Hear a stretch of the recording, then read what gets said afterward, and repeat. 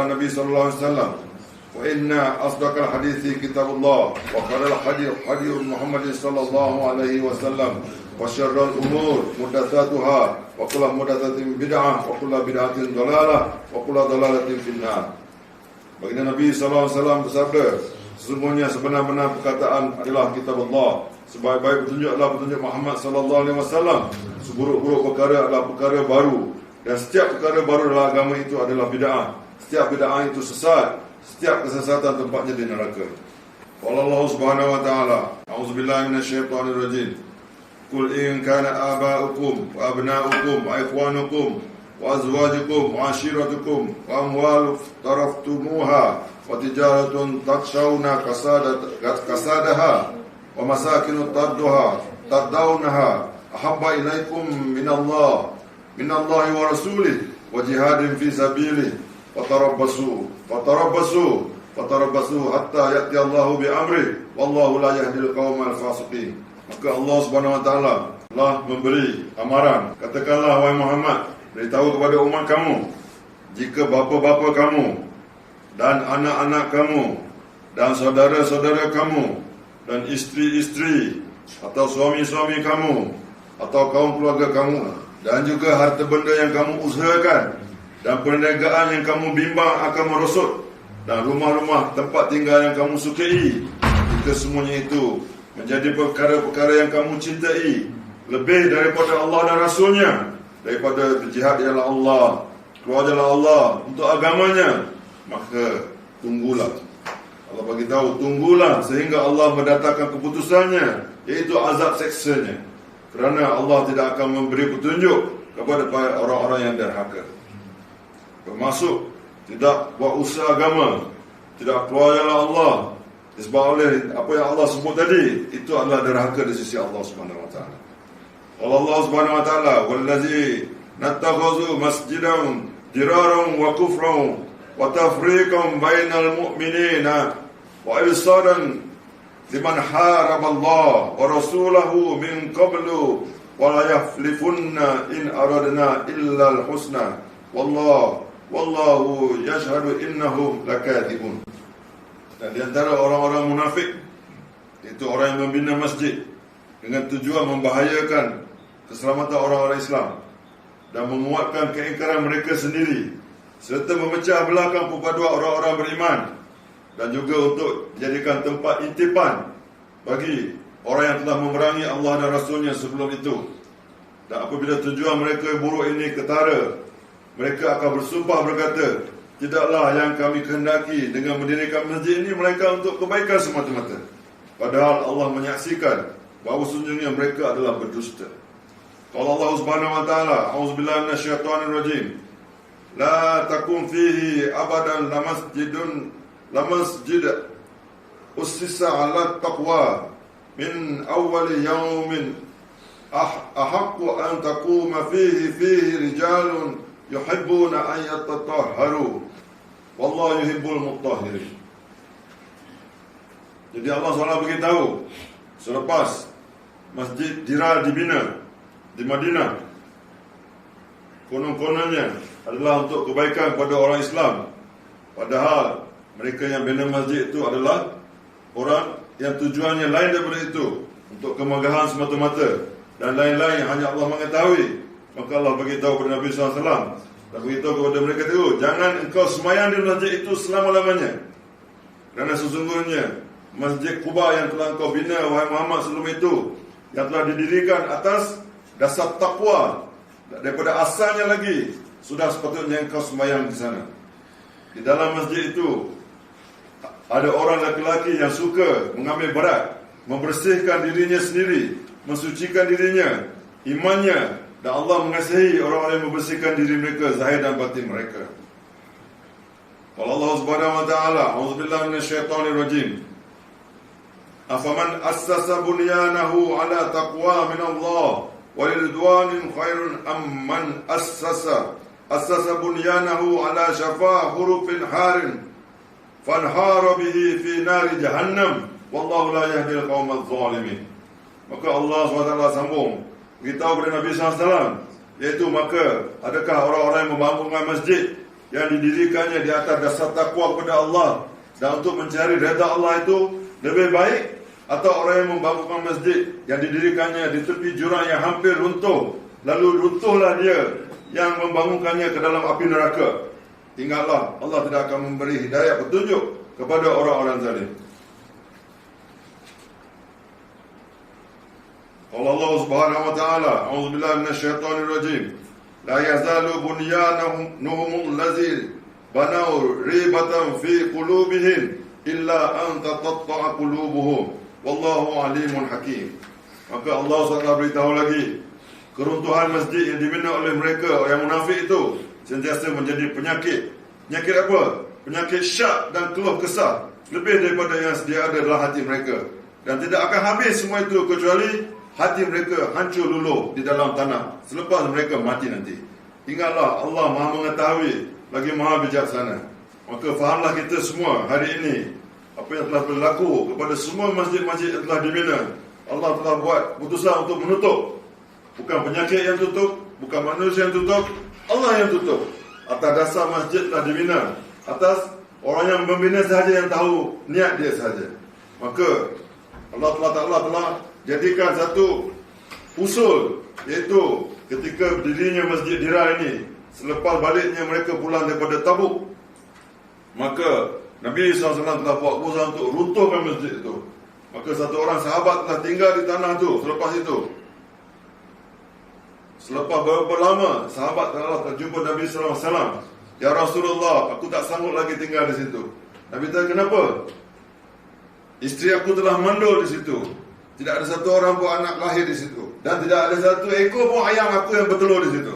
Maka murka Allah atas apa saja yang kita rasa, umat ini rasa dibina atas nama Allah, tapi tujuannya hanya Allah saja Maha mengetahui. Maka Allah akan buat keputusan Allah. Jadi amal masjid kena hidup.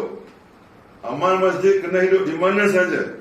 Amal masjid adalah amal membesarkan Allah, bukan membesarkan siapa-siapa, bukan menyukakan siapa-siapa. Ini bukan amal negara, ini bukan amal jabatan, ini bukan amal jatah kuasa, ini bukan amal orang tempatan, bukan untuk menyukakan siapa-siapa.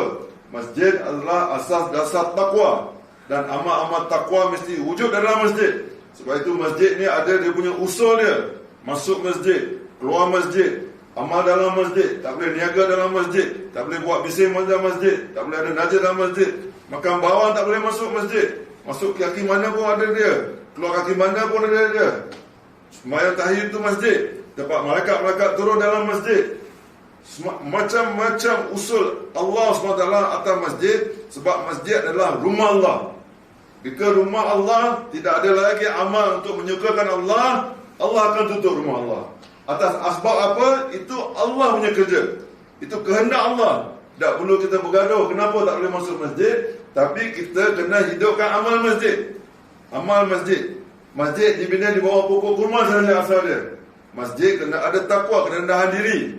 Masjid tak perlu duit yang banyak, masjid tak perlu perbelanjaan yang banyak, masjid tak perlu pembaziran. Masjid perlu ada kerendahan diri, dan masjid perlu ada sifat perhambaan, sifat malu, sifat orang yang bersalah datang ke rumah Allah. Allah ikat umat ini dengan masjid 5 kali sehari. Allah ikat dia, tak boleh pergi ke mana. Dia suka ke tak suka. Dia hanya Allah gerakkan lelaki, rijal. Apabila dia 5 kali sehari datang ke rumah Allah, baru dia panggil rijal. Allah gerakkan dia rijal, lelaki. Kalau dia tidak ada ke masjid, tidak akan Allah letakkan sifat kelakian dalam diri dia.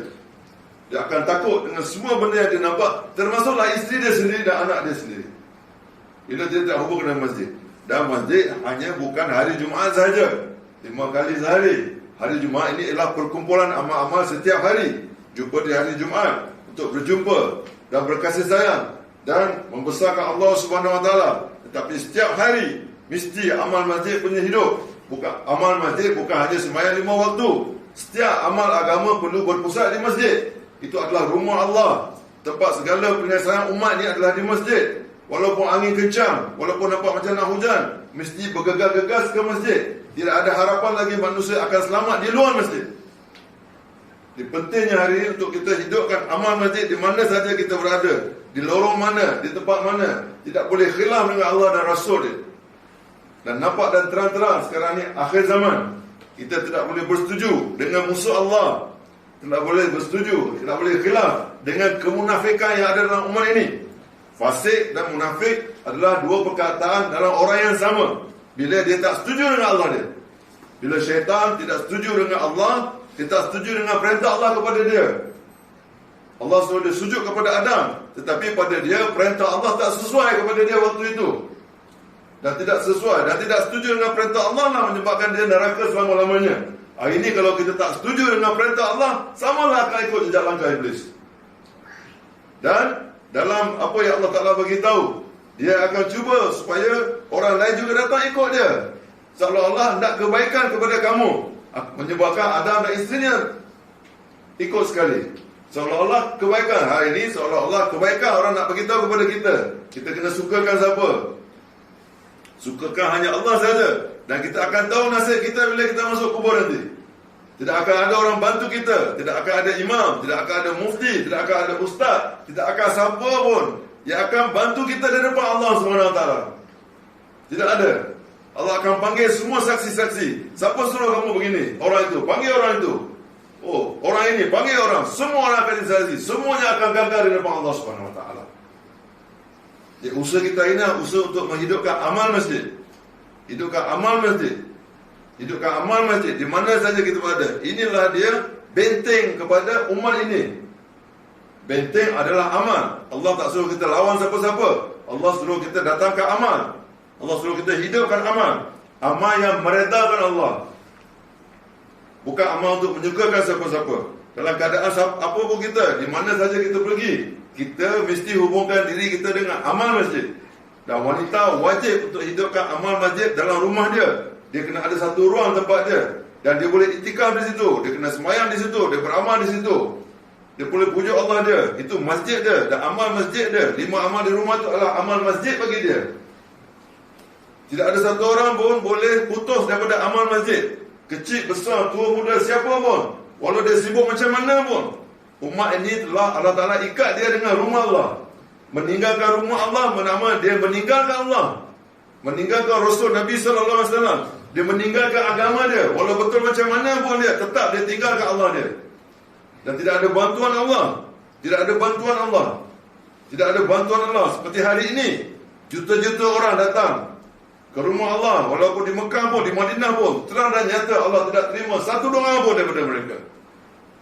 Tapi kita lihat, hari-hari umat ini dihujani oleh hujan-hujan yang berlawanan dengan apa yang diminta.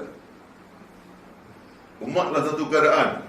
Jadi kita kena usaha untuk keluarkan diri kita dan umat ini daripada keadaan, supaya datang kepada Allah, datang kepada amal, datang kepada usaha. Usaha yang diterima oleh Allah SWT.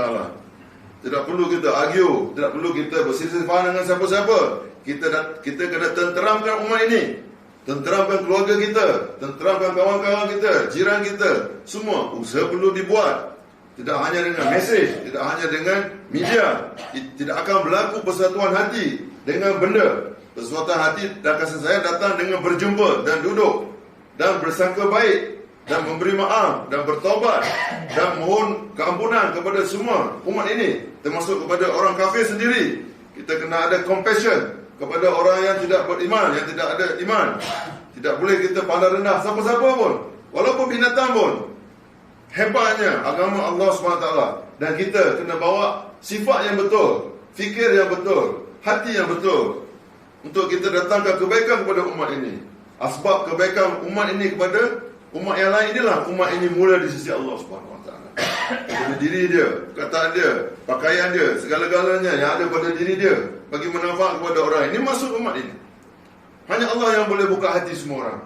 Hanya Allah yang boleh ubah. Hanya Allah buat segala-galanya. Ini akhir zaman. Terlalu akhir zaman ini sekarang ni. Jangan ditipu oleh keadaan. Jangan ditipu oleh benda. Jangan ditipu oleh keluarga. Jangan ditipu oleh semua yang telah diberitahu oleh Allah dan Rasul. Jangan perkara-perkara keduniaan ini menyebabkan kita tidak dapat bagi masa kepada Allah SWT. Tidak dapat keluar jalan Allah. Tidak dapat ditazkir. Tidak dapat bergerak. Umat ini umat yang bergerak, harik dan mutaharik, barulah agama ini akan maju. Umat ini adalah umat muslim. Ini bukan umat soleh. Ini adalah umat membawa umat kepada kesolehan. Bukan umat membawa umat yang soleh, yang duduk dan seronok dengan amalan dia sendiri. Umat ini telah Allah hapuskan. Tapi macam mana nak bawa orang yang jauh pada agama kepada agama? Ini cara Allah. Ini cara Allah. Tangguhnya Nabi daripada sallallahu alaihi wasallam, daripada Tabuk, 20 hari di Tabuk, tidak ada peperangan di Tabuk. Hanya Allah nak tunjuk macam mana Allah uji 3 orang sahabat yang tidak pergi ke Tabuk. Itu saja. Dan dinamakan taubat. Taubatnya 3 orang ni kepada Allah dan Rasul dia, sebab melambat-lambatkan keluar jalan Allah. Kisah ini Allah sebut ketika ketiga-tiga orang ni tidak pergi, tidak ikut dan lambat, dan menyebabkan tidak boleh pergi. Maka Allah bagi tahu, keluarga kita ni, harta kita ni, rumah kita ni, harta tak ada pun, rasa macam ada harta. Rumah tak cantik pun, rasa macam ada rumah cantik. Bocor sana, bocor sini, ini pun tak dapat keluar oleh Allah SWT. Anak, isteri, bapa, perniagaan, niaga pun bukan besar pun tak dapat keluar oleh Allah SWT. Allah kata, tunggu kamu, fatarabbasu. Allah Ta'ala tak akan selesaikan masalah kamu. Ini berlaku kepada Ka'ab bin Malik radhiyallahu anhu, berlaku kepada Hilal, berlaku kepada Murarah bin Rabi. Allah sempitkan dada mereka, Allah sempitkan dunia bagi mereka. Mereka bukan tak mau keluar, mereka hanya lambat-lambat akan keluar. Hilal, Ka'ab bin Malik kata, tidak pernah hidup aku senang mereka waktu itu, tak pernah aku sihat mereka waktu itu. Dalam kesenangan, dalam kesihatan, Allah tak terima pada Allah. Jangan tunggu kita senang, jangan tunggu kita paling sihat, jangan tunggu kita telah maju, maka kita beritahu, ya Allah sekarang saya sedia. Allah tak akan terima. Ini cara Allah. Sedia atau tak sedia, kena beri untuk apa yang Allah minta atas keadaan umat dan menyayat hati hari ini. Ini kita kena fahamkan betul-betul. Ini usul umat ini. Tidak boleh melambat-lambatkan panggilan Allah. Walau macam mana keadaan kita pun.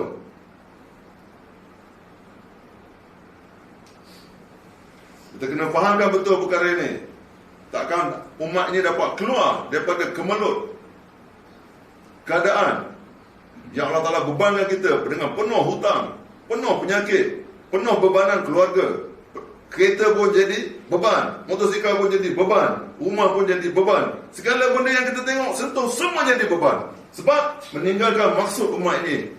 Meninggalkan maksud. Itulah kezaliman yang sebenar. Seperti mana Yunus AS tangguh awal dalam keluar, Allah tangkap dia. Umat ini telah ditangkap sebab lama berdalih dengan Allah SWT. Negara Islam tinggal nama saja. Singapura termasuk Islam, sekarang jadi negeri kafir. Filipina negara Islam, sekarang jadi negeri kafir. Champa negeri Islam, sekarang jadi kafir. Patani negara Islam, sekarang dikontrol oleh orang kafir. Doa mati-mati dengan Allah Ta'ala, semacam-macam doa. Doa tak akan dikabul melainkan bersama dengan dakwah. Doa dan dakwah satu perkataan, bukan dua perkataan. Doa hanya diterima selepas usaha dibuat. Ibrahim AS doa selepas usaha dibuat. Dia tidak doa dulu baru buat usaha. Ini usul kita. Millata abikum Ibrahim, millah bapa kita Ibrahim AS. Tak boleh ubah sampai hari kiamat. Beratus-ratus tahun hari ini orang cuba macam-macam agama. Makin genting, Allah tutup masjid. Tak nampak ke? Inilah kegagalan yang besar umat ini. Maka kalau kita tak keluar daripada kerosakan yang telah kita sendiri buat dengan tangan kita sendiri, kitalah dulu musuh Allah. Musuh Allah bukan orang kafir. Terang dan nyata. Dajjal di depan kita. Terang dan nyata. Akhir zaman. Terang dan nyata. Banyak perkara akan berlaku. Macam mana kita nak tinggalkan dunia ni kepada isteri dan anak-anak kita? Fikir betul-betul. Kita kena tinggalkan usaha, tinggalkan tanggungjawab kerja, serah kepada Allah Subhanahu Wa Taala. Allah akan pelihara. Siapa yang istiqamah dalam amal, fastaqim kama umirta. Kita hendaklah istiqamah seperti mana yang diminta oleh Allah. Allah akan pelihara 7 generasi daripada itu. Allah akan pelihara, bukan kita pelihara. Allah pemelihara, kita bukan pemelihara. Wanita solehah tu, dia kata dia pemelihara, dia neraka sebab Allah lupakan dia bagi makan. Sebab Allah nak tunjuk, Allah pemelihara, Allah pelihara, Allah yang pemelihara. Kita bukan pelihara. Kita ditipu oleh bahasa kita. Kamu pelihara anak kamu, kamu pelihara itu, kamu pelihara ni. Kita bukan pemelihara, Allah pemelihara. Itu adalah amanah kepada kita. Allah mempunyai hati. Allah yang buat usaha untuk memujuk hati dan buat usaha dakwah. Usaha pujuk hati, usaha dakwah. Semua Nabi-Nabi, semua sahabat pujuk hati. Wahai hati, wahai hati, wahai hati, yang muqallibal qulub, yang musarrifal qulub. Mempunyai hati Allah, yang buka hati Allah. Semua Allah. Semua bahasa-bahasa hati ini telah menyebabkan manusia jauh pada Allah. Disenikan, dilakukan, dilakonkan, dipalsukan, semua bahasa hati. Tetapi tidak ada keluh kesah hati. Umat ini adalah umat yang ada perasaan umat. Hati adalah perasaan umat. Risau pasal umat. Sebab tu sahabat tak boleh tidur. Risaunya, takutnya mereka dengan api neraka. Takutnya. Ini kita kena letak di depan. Di depan kita, akhirat ni kena letak di depan. Ini maksud dakwah ni. Supaya akhirat sentiasa di depan.